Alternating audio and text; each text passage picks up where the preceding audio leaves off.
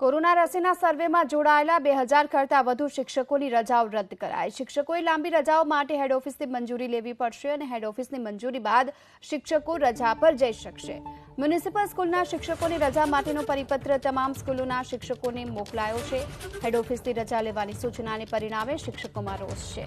આ સાથે શિક્ષક મુજબ જો શિક્ષકોનું પ્લાનિંગ હશે તો તે અગાઉથી રજા લઈ શકશે, પરંતુ જો અચાનક આવી પડેલી મુશ્કેલી કે તબિયત ખરાબ થવાની સ્થિતિમાં અગાઉથી કેવી રીતે રજા મંજૂર કરાવી શકાશે તેને લઈને સવાલ છે।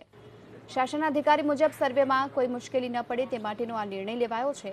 1-2 દિવસની રજા લેવી હશે તો પ્રિન્સિપાલની મંજૂરી લેવાની રહેશે।